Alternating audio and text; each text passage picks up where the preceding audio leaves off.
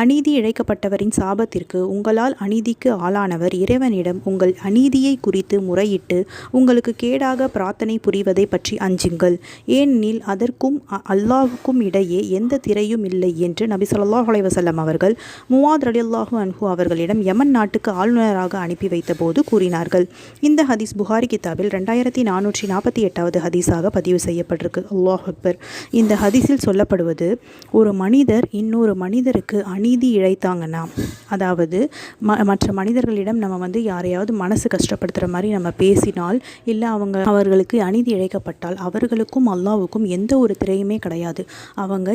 அவங்க மனசை கஷ்டப்படுத்துகிறபடியோ இல்லை யார் அவங்களுக்கு அநீதி செஞ்சாங்களோ அவங்களுக்கு எதிராக அல்லாஹ்விடம் பிரார்த்தனை செய்தால் கண்டிப்பாக அந்த பிரார்த்தனை ஏற்றுக்கொள்ளப்படும் அப்படின்னு சொல்லிட்டு இந்த ஹதீஸின் மூலம் நமக்கு தெரியுது. அப்போ இன்ஷா அல்லாஹ் நம்ம ஒவ்வொருவருமே நம்ம பேசும்போது அந்த பேச்சில் நம்ம கவனம் செலுத்தக்கூடிய மக்களாக இருக்கணும். இன்ஷா அல்லாஹ். அஸ்ஸலாமு அலைக்கும்.